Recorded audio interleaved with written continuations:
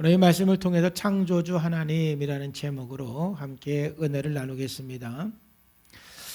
새해 첫 주부터 창세기를 설교하는 것은 굉장히 의미가 있는 것 같습니다. 왜냐하면 창세기는 시작에 관한 책입니다. 근원에 관한 책입니다.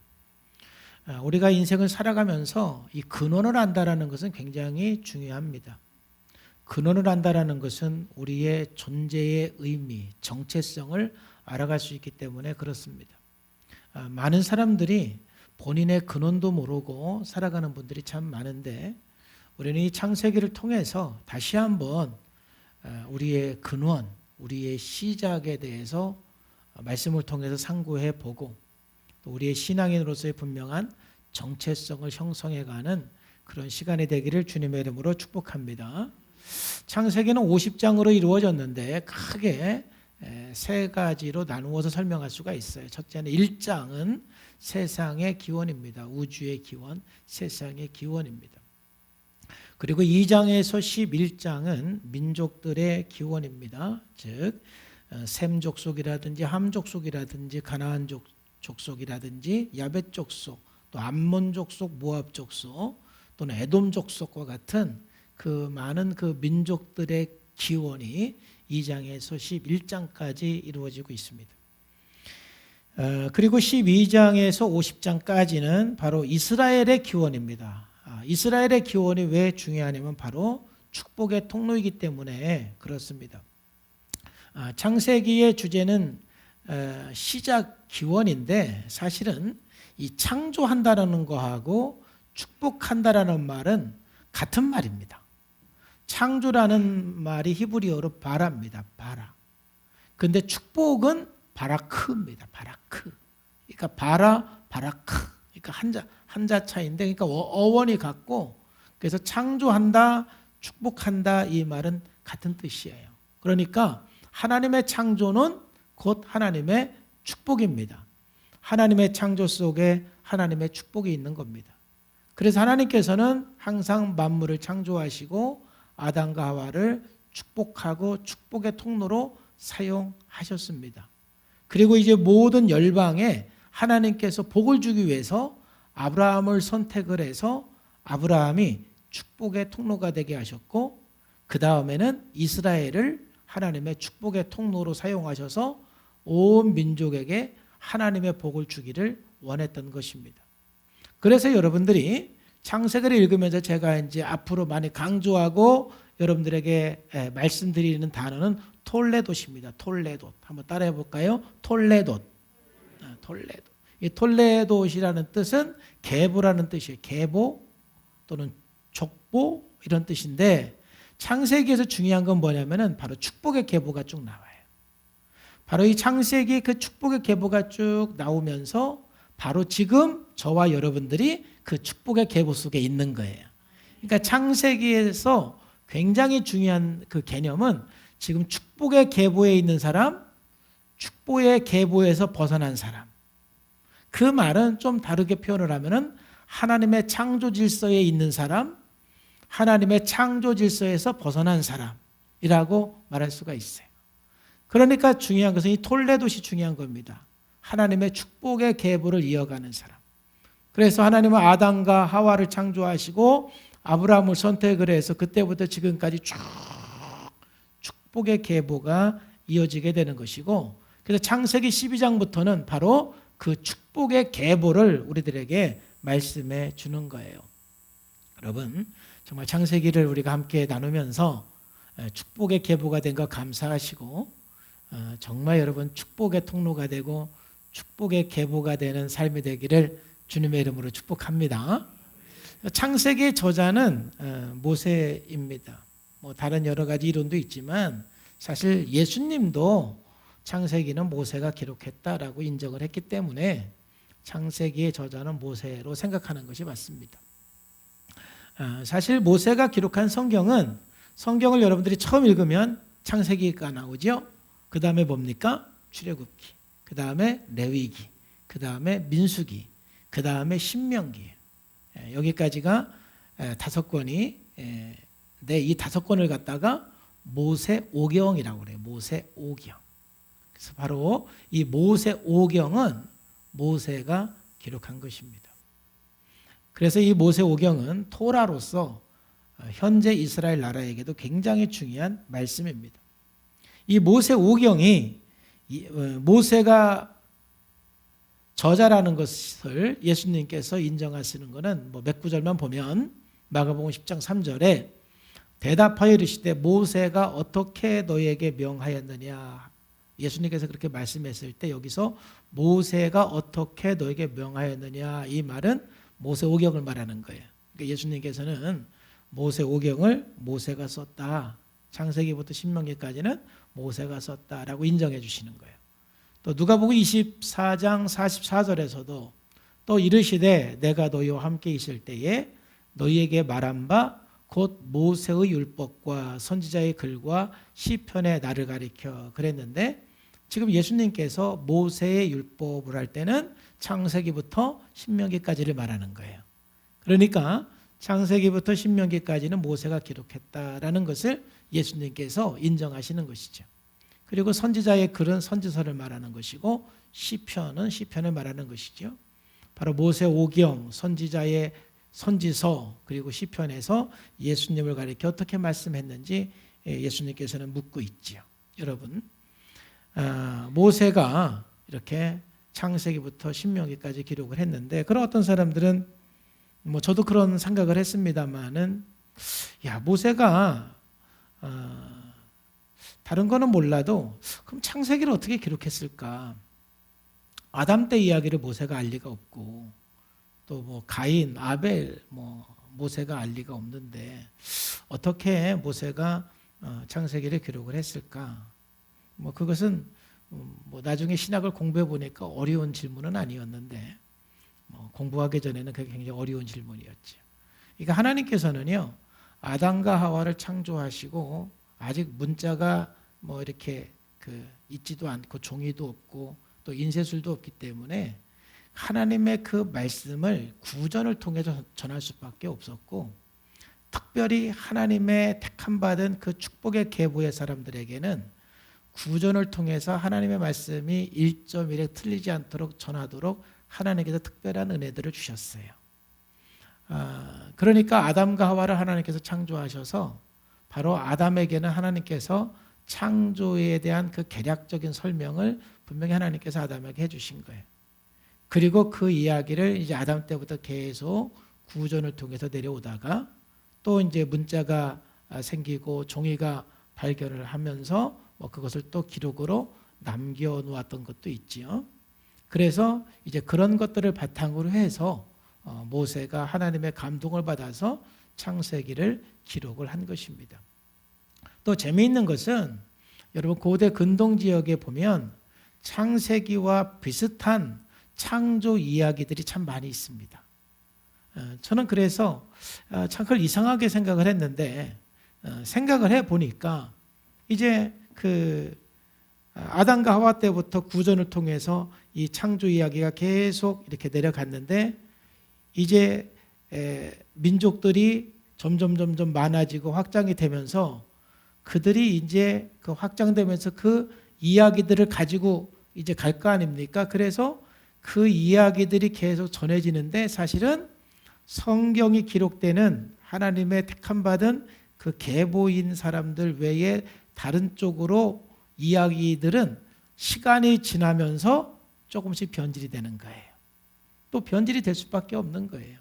왜냐하면 만약 여러분 우리가 성경을 기록하지 않고 구전으로 성경을 우리가 지금 이렇게 계승시킨다 하면은, 만약 여기에서 성경을 암송하는 분이 딱 한 명 있다, 마태복음을 암송하는 사람이 딱 한 명 있다 그러면은 이게 변질될 수밖에 없어요. 그런데 대한민국의 모든 사람이 마태복음을 다 암송하고 있다. 그러면은 변질이 될 수 있어요, 없어요? 변질이 될 수가 없죠. 내가 좀 잊어버려도 다른 사람이 다 기억을 하고 있으니까. 그러니까 변질이 안 되는 거예요. 그러니까는 하나님께서 이스라엘이라는 그 나라를 선택을 했을 때는 지금도 이스라엘 사람들은 토라를 다 외우잖아요. 창세부터 신명기까지. 그러니까 전 국민들이 전부 하나님 말씀을 암송을 해서 구분을 시키니까 1.1획 틀리지 않는 겁니다. 그런데 이제 그게 민족이 확산이 되면서 이제 다른 지역으로 간 사람들은 그거를 알고 있는 사람이 이제 소수이고, 그리고 이제 시간이 지나면서 그것이 조금씩 그러다 보니까 좀 변질이 될 수도 있습니다. 그래서 창세기와 비슷한, 똑같은 내용은 아니지만 비슷한 창조 설화에 관한 이야기들은 고대 근동 지역에 참 많이 퍼져 있습니다. 그것은 그만큼 창조 이야기는 하나님께서 창조했다라는 것을 분명히 말씀해 주는 것입니다. 자, 우리 이제 이 창세기 저자는 모세다. 여기까지 이제 개요적인 말씀을 드리고 이제 본문으로 들어가겠습니다. 첫 번째 여러분과 나누고 싶은 말씀은 창조주의 하나님이 우리의 아버지라는 것을 오늘 여러분들이 고백하면서 나가시기를 바랍니다. 여러분, 성경 창세기 1장 1절에 하나님 태초에 하나님이 천지를 창조했다 그랬습니다. 여러분들이 성경을 읽으면 이제 처음에 탁 피면은 창세기가 나오고, 창세기를 처음 탁 읽으면 1장 1절 태초에 하나님이 천지를 창조했다, 이것부터 읽게 되죠. 우리나라 성경에는 첫 번째 단어가 태초인데 히브리어 성경에는 첫 번째 단어가 바라입니다. 바라. 창조했다 이 말이에요. 하나님이. 그러니까 사실은 성경을 읽기 위해서 첫 페이지를 딱 폈을 때 창조했다 이 말이 믿어지면 성경을 다 읽을 수가 있는 것이고, 창조했다 이 말이 안 믿어지면 성경을 더 이상 못 읽는 거예요. 그러니까 창세기 1장 1절에 하나님이 천지를 창조했다 이 말씀부터 선언하는 거예요. 제가 성경에 있는 모든 말씀을 다 믿을 수 있는 것은, 저도 참 의심이 많은 사람인데 참 저는 성경에 있는 걸 다 믿습니다. 다 믿을 수 있는 건 제가 두 가지 때문에 믿어요. 첫 번째는 저는 하나님께서 천지를 창조한 것을 100% 믿습니다. 사실 저도 조금 의심도 있긴 했었는데, 감사한 건 제가 이제 대학교 다닐 때, 지금은 다 잊어버렸습니다만은 또 학생들도 가르치고 또 제가 좀 과학에 관심이 있다 보니까 창조과학에서 나온 책들을 거의 다 많이 읽었어요. 창조과학에서 이제 그 성경에 나온 창조 이론과 진화론을 비교를 해서 설명한 책들이 굉장히 많거든요. 그래서 창세기에 나온 이 창조가 얼마나 과학적인가 설명하는 책들이 많이 있어서 그 책을 여러 번 읽고, 그때는 나름대로 또 학생들에게 막 특강도 하고 강의도 하고 그랬었어요. 그 책들을 읽으면서, 성경을 읽으면서 저에게 굉장히 유익했던 것은 뭐냐면은 하나님이 천지를 창조하셨구나, 이게 100% 믿어진 겁니다. 그러니까 하나님께서 천지 만물을 지은 것을 100% 믿으면 성경에 못 믿을 내용이 하나도 없죠. 또 두 번째, 제가 성경을 100% 믿는 이유는 예수님의 부활 사건 때문에 그렇습니다. 저는 예수님께서 십자가에 죽으셨다가 3일 만에 부활한 것을 믿습니다. 예수님의 부활의 증거들은 차고도 넘칩니다. 많은 무신론자가 있는데 무신론자 중에 성경도 안 읽고 무신론자들은 계속 무신론합니다. 왜? 성경을 모르니까. 근데 가끔 양심적인 사람은 내가 무신론인데 그래도 하나님이 없다라는 것을 증명하기 위해서는 성경을 읽고 나서 하나님은 없다고 증명을 해보자 하고 성경을 읽은 사람은 다 하나님을 믿습니다. 근데 그 사람들이 하나님을 믿는 항상 결정적인 말씀이 뭐냐면 부활 사건입니다. 왜냐하면 정말 예수님을 안 믿는 사람도 부활 사건에 대해서 연구를 하면은 그 근거가 차고 넘치기 때문에 안 믿을 수가 없는 겁니다. 우리가 과학적으로, 이성적으로는 이해가 될 수 없는 사건이지만 예수님께서 죽으셨다가 부활한 사건은 진리입니다. 여러분들이 성경을 읽으면서 혹시 이 부분이 좀 이해가 안 된다, 참 믿기가 힘들다, 그런 부분이 나올 수가 있는데, 여러분 그래도 이 성경을 내가 100% 아직 이해는 안 가도 믿을 수가 있는 것은 하나님이 세상을 창조한 걸 믿고 예수님께서 3일 만에 부활한 것을 믿으면 성경은 다 믿을 수가 있는 것입니다. 하나님이 세상을 창조하셨습니다. 하나님이 세상을 창조했다라는 것을 믿지 않으면 이 세상의 기원에 대해서 설명할 길이 없습니다. 물론 과학자들은 이 우주의 기원에 대해서 굉장한 의문점을 가지고 관심을 갖고 연구를 했습니다. 그래서 지금 이 과학자들이 일반적으로 인정하는 우주의 기원은 우주 폭발론, 빅뱅 이론입니다. 우주 폭발론은 뭐냐면은 우주가 어떻게 해서 생겼느냐 하면은 한 점이 있었는데 그 한 점에 엄청난 이 에너지가 가해지면서 팍 폭발을 하고 지금도 그 물체의 에너지와 함께 우주는 폭발하고 있다는 것이 우주 폭발 이론, 빅뱅 이론이에요. 그래서 지금도 우주는 팽창하고 있다. 계속 폭발하고 있다. 그것은 어느 정도 과학적으로 증명이 된 사실입니다. 그런데 이 과학자들이 증명할 수 없는, 알 수 없는 것은 뭐냐면 그렇다면 최초로 팍 폭발하게 한 그 물체와 그 에너지는 어디서 온 거냐? 이거는 과학자도 알 수가 없는 것입니다. 그러 하나님이 세상을 창조한 것을 믿지 아니하면은 이 세상을 절대 이해할 수가 없고 하나님을 빼고는 이 우주를 절대로 설명할 수가 없는 겁니다. 우리 그리스도인들은 이 모든 이 우주 만물을, 이 세상을 하나님이 창조한 것을 믿는 사람들입니다. 하나님이 창조하셨습니다. 자, 그러면 오늘 저와 여러분들이 참 이게 감사한 것은 무엇이냐면은 그 온 우주를 창조하신 그 광대하신 그 하나님이 저와 여러분들의 아버지라는 것입니다. 우리를 사랑하시고 우리에게 관심이 있다는 것입니다. 여러분, 이 우주가 얼마나 광대한지 여러분 아십니까? 저도 잘 모릅니다. 이 지구가 있고 이 태양계가 있지 않습니까? 이 태양계가 얼마나 넓은지 여러분 혹시 아시나요? 좀 그걸 전공한 분들이 좀 설명해 주면은 막 입이 딱 벌어지는데, 그렇죠? 저도 설명 들을 때는 와, 대단하다. 근데 제가 전공을 안 했기 때문에 그렇게 설명을 못 해. 굉장합니다, 이 태양계가. 근데 그 태양계가 이 몇천억 개가 모여가지고 은하계가 형성이 돼요, 은하계. 그러니까 은하계는 어마어마한 거예요. 은하계. 또 은하계가 또 몇백 개가 모여서 결국은 또 우주가 되는 거예요. 그러니까 이 우주라는 것은요, 정말 엄청나게 광대한 게 이 우주인데 그걸 창조하신 분이 누구라고요? 하나님이십니다.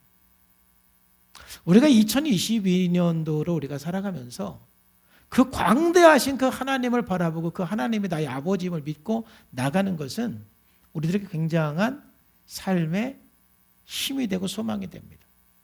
제가 이 말씀을 준비하면서 그 광대하신 그 하나님과 관계에서 제가 좋아하는 말씀 한 두 말씀이 생각이 나서 여러분들과 함께 나누겠습니다. 제가 전도서 5장 2절 말씀을 굉장히 좋아해요. 어느 날 이 말씀을 읽는데 하나님의 그 위대하심 속에서 제가 얼마나 작은 존재인가, 참 겸손할 수 있는, 저를 겸손하게 한 말씀인데, 그래서 한동안 제가 이 말씀 갖고 기도한 적이 있어요. 너는 하나님 앞에 함부로 입을 열지 말며 급한 마음으로 말을 내지 말라. 하나님은 하늘에 계시고 너는 땅에 있음이니라. 그런즉 마땅히 말을 적게 할 것이다. 저는 이 말씀이 어떻게 이해가 됐느냐 하면은 그 광대하신 그 하나님, 그 우주를 창조하신 그 위대하신 그 크신 하나님인데 내가 어찌 그 하나님을 다 알 수가 있겠어요? 내가 어찌 그 하나님을 다 이해할 수가 있겠어요? 하나님께서 하신 일에 대해서 내가 좀 이해가 안 된다고 그래서 내가 함부로 참 말을 많이 했구나. 그 자체가 얼마나 참 교만해. 여러분이 얼마나 지식의 한계가 있으면은 여러분들이 평생 살은 여러분의 아내도 잘 모르잖아요. 여러분 남편도 잘 모르고, 여러분들 자식 키우면서 여러분의 자식 알고 있습니까? 도대체도 알다가 모르는 게 여러분 자식이지요. 모르겠어요. 그 참 나하고 함께 사는 그 사람도 이해를 못 하는데 그 광대하신 하나님을 내가 어떻게 다 이해를 해? 그러니까 제가 아는 그 하나님도 그냥 내가 만난 하나님이고 내가 깨달은 하나님이지 제가 어떻게 하나님을 다 알 수 있겠어요? 다 알 수도 없고. 그래서 우리 신앙생활 하면서 하나님 앞에서 여전히 지금도 이해가 안 되는 부분이 있을 때가 있지만 그 광대 하나님 앞에서 저는 겸손해질 수밖에 없어요. 그래도 하나님이 하시는 일이 맞습니다. 하나님은 광대하신 하나님이십니다. 제가 이해는 안 되지만 분명히 하나님께서는 가장 선하게 이 우주를, 저의 인생을 이끌어가는 줄로 믿습니다. 인정할 수밖에 없는 거예요. 이 광대하신 그 하나님. 또 제가 성경을 읽으면서 이 광대하신 하나님을 생각하고 굉장히 은혜 받은 것은 누가복음 18장 27절 말씀이에요. 이건 제가 아주 오래 전에 오살리 금식기도원에 가서 이제 금식기도하면서 그 신약 성경을 그냥 일주일에 한 번씩 이렇게 읽었거든요. 읽으면서 금식기도를 했어요. 근데 그때 저에게 가장 마음에 강력하게 와닿았던 말씀이 이 말씀이에요. 무릇 사람이 할 수 없지만 하나님은 할 수 있다.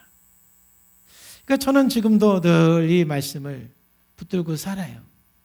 사람은 할 수 없지만 하나님은 할 수 있습니다. 참 우리 그리스도인이 살아가면서 내 틀로 하나님을 제한하는 게 가장 미련한 거예요. 그러니까 제가 대학교 다닐 때 읽은 책 중에 하나가 하나님을 제한하지 말라. 이 책이 있어요.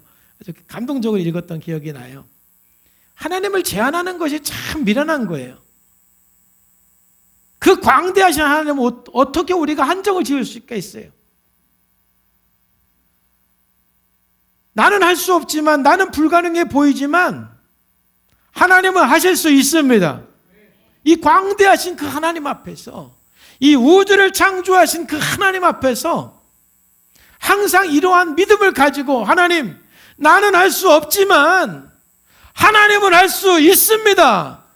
나에게는 불가능하지만 하나님은 가능하십니다. 이 믿음을 갖고 사는 게 참 복이에요. 하나님은 우주 만물을 창조하신 분이에요. 그 하나님이 나의 아버지인데 내가 뭐 그리 염려하고 불안해할 필요가 뭐가 있겠습니까? 기도하면 분명히 하나님은 응답하시고 가장 선한 길로, 좋은 길로 우리를 인도해 줄 줄로 믿습니다. 물론 기도하다 보면 때로는 내가 기도했는데 응답이 안 되는 것 같고, 정말 열심히 기도했는데 뭔가 내 마음대로 안 되는 것 같고, 그럴 때가 여러분 있습니까? 없습니까? 여러분 저도 참 어떤 때는 이렇게 열심히 기도를 했는데 왜 이럴까? 이렇게 생각이 들을 때가 없는 건 아니죠. 그래도 제가 하나님께 실망은 하지 않습니다. 근데 그런 이유는 크게 두 가지입니다. 여러분들이 기도해도 여러분들이 기도한 대로 잘 안 되는 이유는 구체적으로는 다 이해할 수는 없지만 크게 두 가지 이유인데, 첫째는 우리가 살아가는 이 세상이 하나님도 역사하지만 또 사단이 지배하는 세상에 살기 때문에 그렇습니다. 여러분, 기도는 굉장한 영적 전쟁이에요. 그래가지고 정말 내가 이 성경에도 나오지만 내가 열심히 기도하고 앞에 나가는데 그 응답을 방해하는 사단의 세력들이 있어요. 그렇기 때문에 어떤 때는 정말 내가 간절히 기도하고 하나님 앞에 나갔음에도 불구하고 이 사단의 방해 때문에 때로는 응답을 경험하지 못할 때가 있을 수가 있다. 그러니까 우리가 하나님 앞에 기도할 때는요, 이 기도 자체가 영적 전쟁이라는 걸 여러분들 이해를 하고 그 영적 전쟁에서 이기면서 나가시기를 주의 이름으로 축복합니다. 굉장한 영적 전쟁, 사단의 방해가 굉장해요. 이 사단들이요, 우리가 막 기도 응답 받고 하나님 만나는 거를요 내버려 두지를 않는다니까. 그걸 뚫고 기도할 필요가 있다 이 말이죠. 그 다음에 또 왜 그러냐면은 우리의 믿음이 온전하지 않아서 그래요. 우리가 예수님께서 기도했을 때 응답받는 거하고 우리가 기도했을 때 응답받는 거하고 이 차이는 뭐냐면은 믿음의 온전성이에요.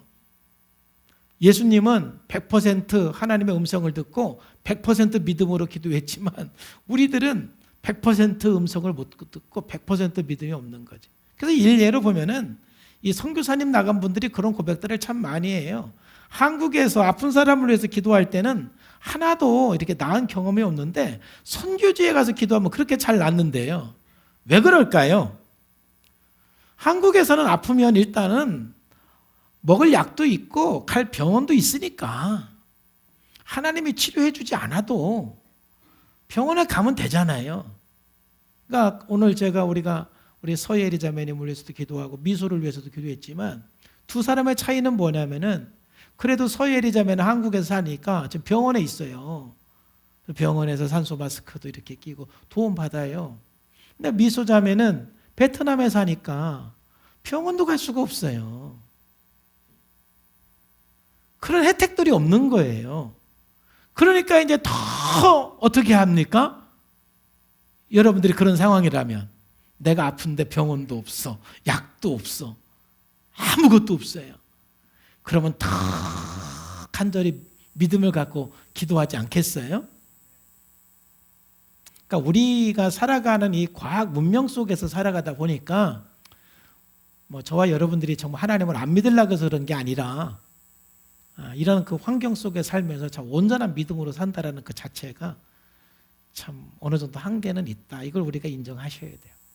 어쨌든 우리의 믿음의 온전성이 좀 부족하고 좀 사단이 역사하기 때문에 어떤 때는 내가 기도해도 응답이 안 되는 것 같고 또 참 하나님께서 내가 원하는 대로 안 해주는 것 같고 그런 생각이 들 때도 있지만 중요한 것은 우리가 믿음으로 기도할 때 우주 만물을 창조하신 하나님께서 반드시 응답하시고 역사해 주십니다. 창조하신 그 하나님의 나의 아버지세요. 그래서 마태복음 17장 20절 말씀에서도 이르시되 너희 믿음이 작은 까닭이라 진실로 너희에게 이르노니 만일 너희에게 믿음이 겨다시 하늘만큼만 있어도 이 산을 명하여 여기서 저기로 옮겨지리라 하면 옮겨질 것이요 또 너희가 못할 것이 없으리라. 참 감사한 것은 이 우주 만물을 창조하신 그 하나님께서 우리를 사랑하시고 우리의 아버지가 되시고 우리의 작은 신음에도 관심을 갖고 응답해 주시는 우리 아버지라는 것입니다. 아무리 위대한 분이라도 나와 관계가 없다라면 그게 무슨 의미가 있겠어요? 우리 창조주 그 하나님은 우리 아버지이시고 그분은 지금도 우리들에게 복을 내려 주십니다. 그래서 우리가 이 축복의 그 계보 속에 쫙 머물러 있고 그 창조하신 그 하나님 아버지 앞에 늘 나가면서 기도하면서 그 하나님께로부터 내려오는 복을 누리시고 하늘문이 열리는 저와 여러분의 인생이 되기를 주님의 이름으로 축복합니다. 자, 두 번째로 오늘 이 말씀을 통해서 우리가 볼 수 있는 것은 뭐냐면은 하나님의 창조는 질서를 세우고 채운다라는 이 개념을 여러분들이 꼭 기억을 하시길 바랍니다. 우리가 하나님의 그 창조 안에 있을 때 우리의 인생에 우리의 가정에 질서가 세워지고 또 모든 공허한 곳에 하나님의 은혜와 사랑과 진리가 채워짐으로 충만해지는 거예요. 여러분, 하나님께서 창조하기 이전은 뭔가 질서보다는 혼돈 또는 채움보다는 공허가 창조 이전의 상태예요. 그래서 창세기 1장 2절은 창조 이전의 땅의 상태를 보여주는 거예요. 지금 창세기 1장에서는 하나님께서 천지를 우주를 창조하신 것을 천지를 창조한 걸 말씀하시고 그리고 2장부터는 우리가 살아가는 땅에 집중을 하십니다.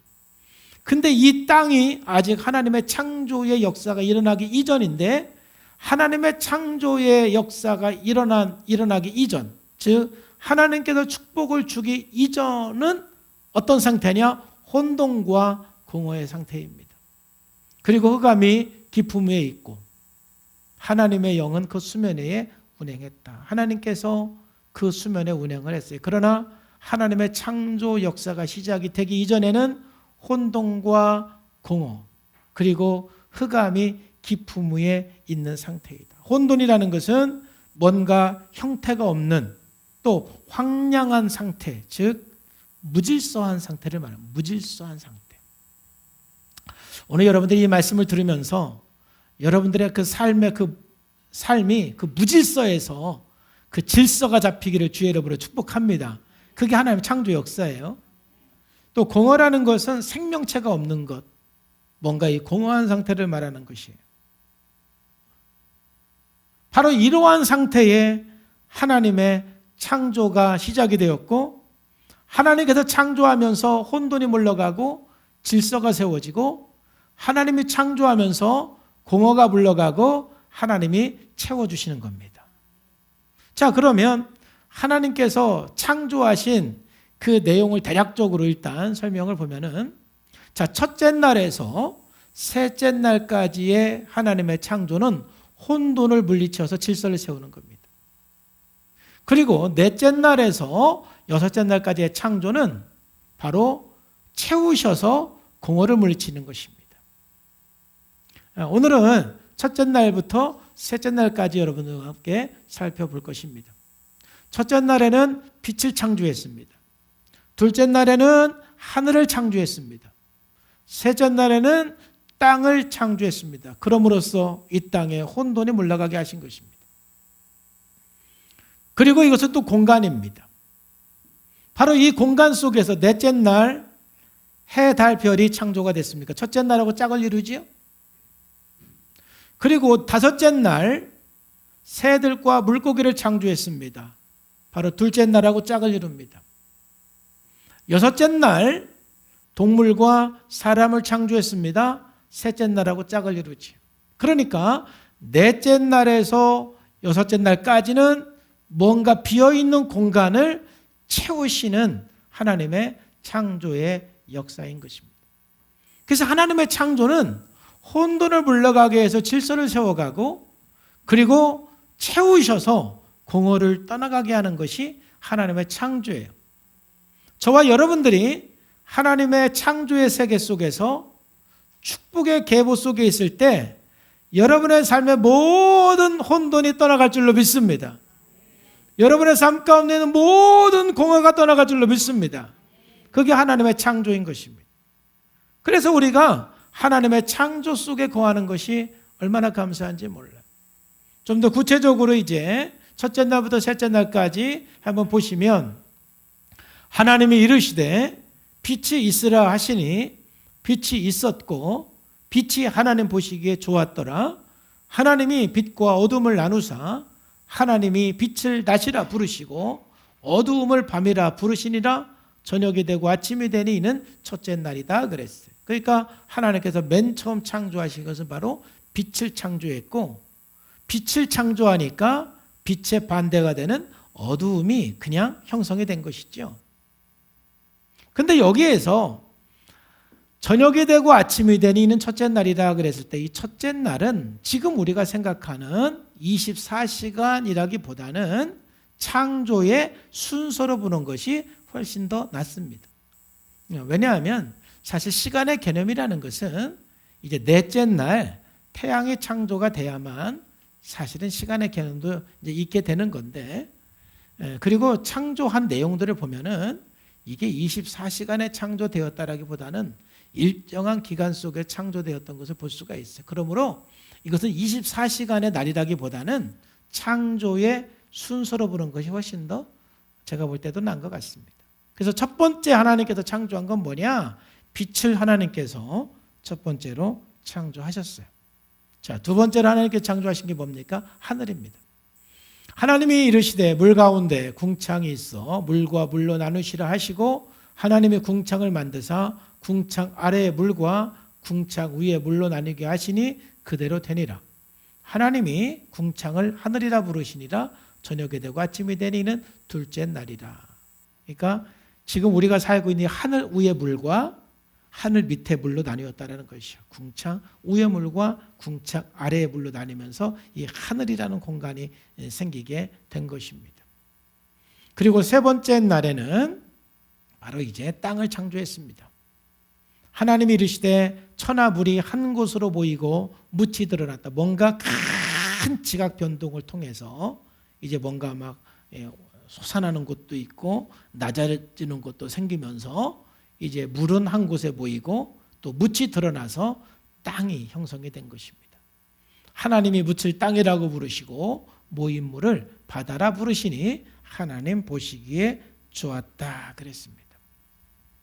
자, 여기까지 첫째 날에서 셋째 날까지의 그 창조는 하나님께서 혼돈을 물리치시고 질서를 세워가는 과정인데, 이걸 좀 더 구체적으로 보면 첫째로 빛은 혼돈을 물러가게 하는 것입니다.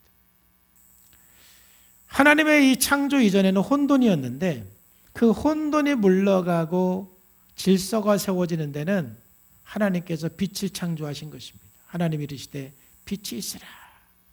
이 빛이 창조됨으로 말미암아서 그 땅의 혼돈이 떠나가는 것입니다. 땅의 어두움이 떠나가는 것입니다.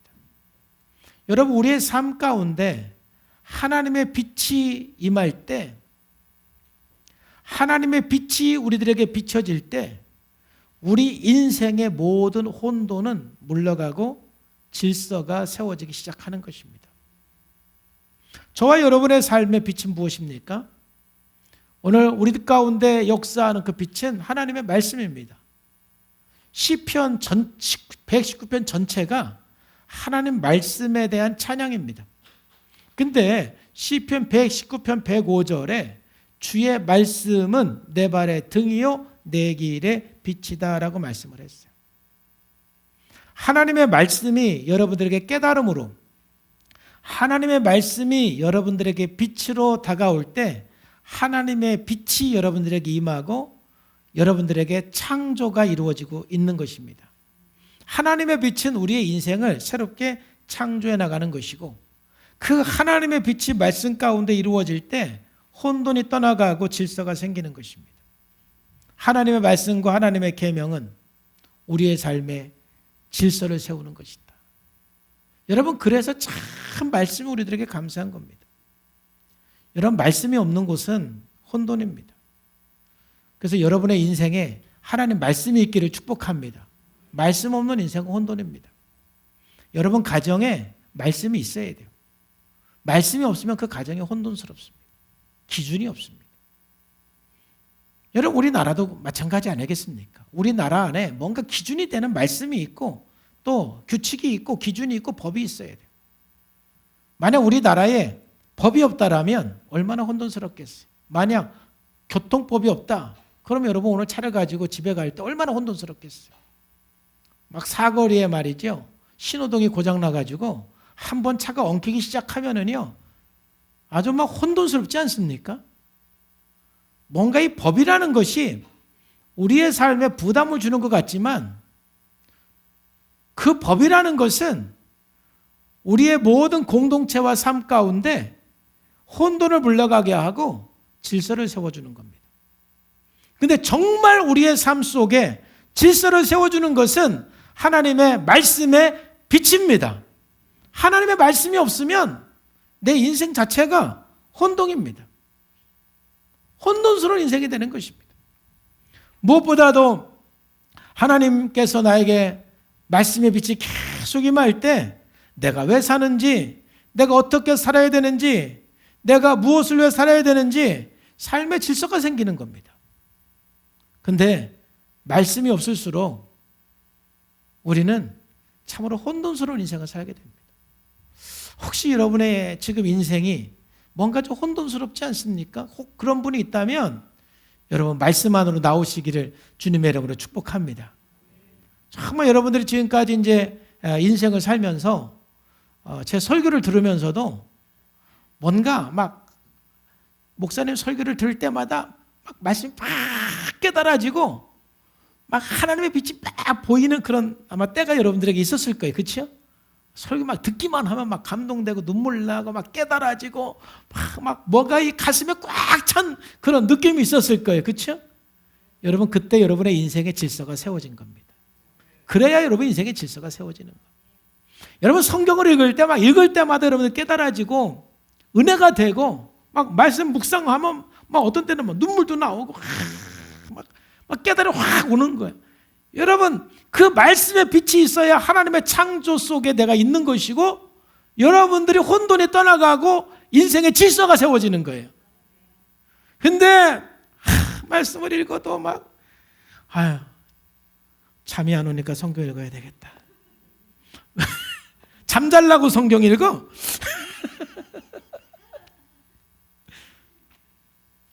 설교만 들으면 잠이 와. 그래서 주일날 예배 와가지고 설교 시작하면 자. 그리고 설교 끝나면 깨. 난 참 신비해요. 그런 분들 보면은. 참 그것도 놀라운 기적인 것 같아요. 뭔가 이 말씀이 내 안에 빛으로 다가오지를 않아요. 그분의 인생은 굉장히 혼돈스럽습니다. 지금 혼란스러워요. 빛이 없기 때문에, 하나님의 창조의 그 역사 속에 없기 때문에 굉장히 혼돈 속에 있는 거예요. 혼돈은 빛이 없다라는 거예요. 우리는 하나님의 창조 속에 살고 창조 역사 속에 지금 살아가고 있는 거예요.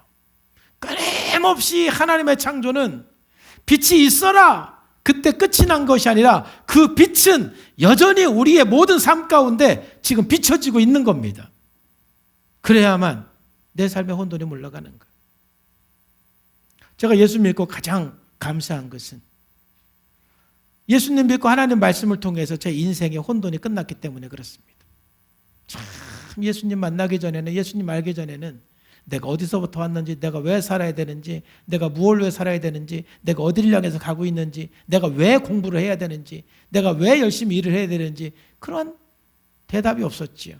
근데 예수님 만나고 하나님 말씀의 빛이 임하니까 내 삶의 방향성이 정확해지는 거죠. 질서가 세워지는 것입니다. 하나님의 말씀의 빛이 여러분들에게 임해서 혼돈이 떠나가고 여러분의 삶에 질서가 세워지고 여러분의 가정에 하나님의 질서가 있는 가정이 되기를 주님의 이름으로 축복합니다. 두 번째로 셋째 날, 넷째 날, 둘째 날, 셋째 날의 이 창조는요, 한마디로 말하면 뭐냐면은 바로 나누는 거예요. 나누는 거. 땅의 창조와 하늘의 창조는 그 하나님의 그 창조 역사는 뭐냐면은 나누는 거예요. 그러니까 여러분, 언제 우리의 혼돈이 떠나가고 질서가 세워지냐면은 적절한 그 구분, 또 나누어짐, 어떤 그 개별화, 이게요 우리의 혼돈을 깨고 질서를 세워가는 거예요. 그래서 여러분, 성경에서 두 번째 날 창조하고 세 번째 창조는 그 본질이 나누는 거예요. 물론 4절 말씀은 첫 번째 창조인데, 빛이 하나님 보시기에 좋았더라. 하나님이 빛과 어둠을 나누셨죠. 또 6절에서도 이제 두 번째 창조죠. 하늘의 창조인데 하나님이 이르시되 물 가운데 궁창이 있어 물과 물을 나뉘었어요. 궁창 위의 물과 궁창 아래 물로 하나님께서 나누셨어요. 이게 지금 혼돈을 물러가게 하고 하나님의 질서를 세워가는 과정인 거예요. 그리고 9절 말씀에는 나누었다라는 단어는 없지만 결국은 나누신 거예요. 지각 변동을 통해서 바다와 땅을 나누신 거예요. 하나님이 이르시되 천하의 물이 한 곳으로 모이고 묻이 드러나라 하시니 그대로 되었다. 그러니까 두 번째 창조하고 세 번째 하나님의 창조는 그 본질이 나누는 거예요. 그래서 여러분, 성경에서 이제 계속해서 나누는 겁니다. 축복의 계보와 축복을 못 받는 그 계보가 나뉘죠. 또 레위기도 보면은 먹을 수 있는 음식과 먹을 수 없는 음식, 해야 되는 것과 하지 말아야 되는 그런 모든 게 나뉘는 것입니다.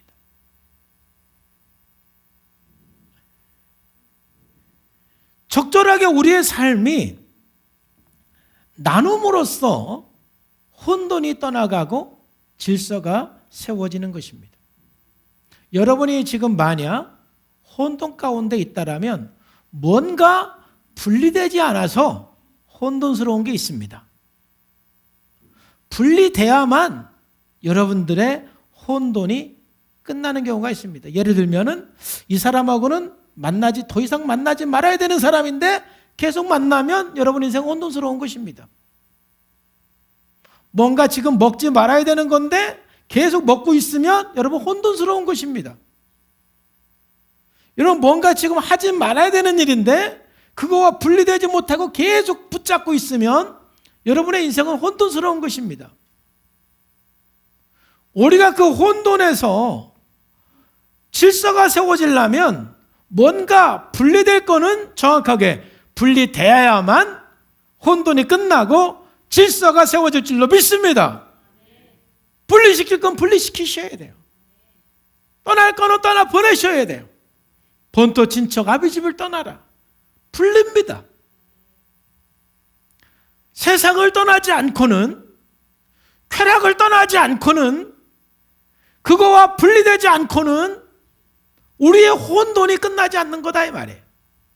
하나님의 창조는 적절하게 우리의 인생에 분리를 시켜주는 것입니다.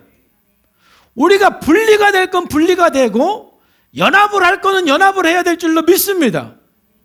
연합을 해야 될 거하고는 분리가 되고 분리가 돼야 될 거는 연합하고 혼돈입니다. 하나님하고는 분리되고 엉뚱한 거하고 연합하면 혼동입니다. 할렐루야. 목사님하고는 분리하고 다른 거하고 연합하면 혼돈입니다.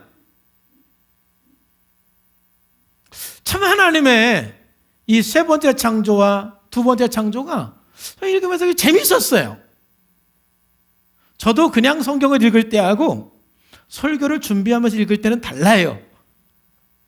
그냥 읽으면은 여러분들이 깨달는 수준에서 깨달는데 그냥 책도 읽고 또 기도하고 연구하면은 막 안 보였던 게 보여요. 야, 세 번째, 두 번째 창조는 나누는 거였구나. 이게 확 들어요. 결국 혼돈이라는 것은 적절하게 나눠야, 나눌 거하고 나눠야, 분리될 거하고 분리돼야, 개별화할 대상과 개별화해야 혼돈이 끝나는구나. 할렐루야. 오늘 말씀 들으면서 이제 혼돈을 끝냅시다. 혼돈 끝내자고. 더 이상 혼돈 가운데 살지 말고. 여러분 다니엘도 보면은 다니엘이 뜻을 정하여 왕의 음식과 그가 마시는 포도주로 자기를 더럽히지 아니하리라 하고 뭔가 자기 자신을 지키기 위해서 먹어야 될 거와 먹지 말아야 될 거 다 구분을 한 거예요. 그렇지 않습니까? 그래야만 삶의 질서가 세워지는 거예요. 또 6장 10절에서도 다니엘이 이 조서에 왕이 도장이 찍힌 것을 알고도 자기 집에 돌아가서는 윗방에 올라가 예루살렘으로 향한 창문을 열고 전에 하던 대로 하루 3번씩 무릎을 꿇고 기도하며 그 하나님께 감사하고 기도했다. 뭔가 이 시간이 다 구분이 돼 있어요.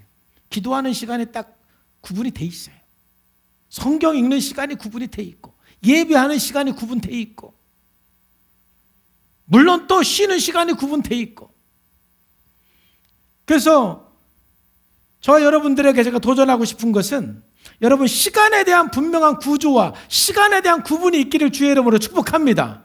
일어나는 시간, 성경 읽는 시간, 기도하는 시간, 일하는 시간, 쉬는 시간 이게 좀 어느 정도 좀 구분을 해가지고 여러분 시간의 구조화가 되기를 축복합니다. 하루 종일 잠이나 자고 성경 안 보고 기도 안 하고 뭔가 이 시간이 막 구분이 없어. 이게 지금 잠자야 되는 시간인지 이 일해야 되는 시간인지 이거 코로나 때문에 더 심각해졌어요. 막 이 뭔 시간인지 구분이 안 돼요. 우리가 인생의 혼돈이 끝나려면 좀 시간이 구분돼야 돼. 그래서 여러분 이제 2022년도 됐으니까 새벽 예배 한번 결단해 봅시다. 남들 다 기도하는 시간에 자지 말고 아니 남들 기도할 때 나도 한번 기도해 보자고. 응? 좋아요. 좋아. 물론 나는 도무지 목사님 아무리 말씀해도 못합니다.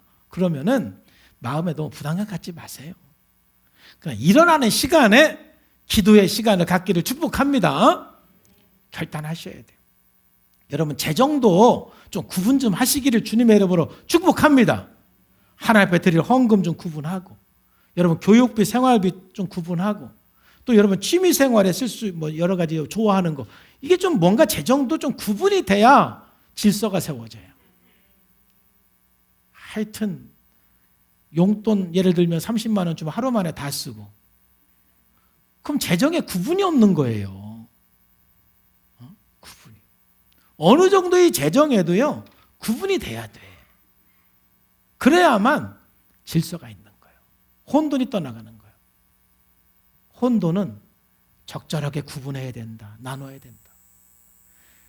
또 고린도후서 6장 14절 말씀에도 보면은 너희가 믿지 않는 자와 멍에를 함께 매지 말라.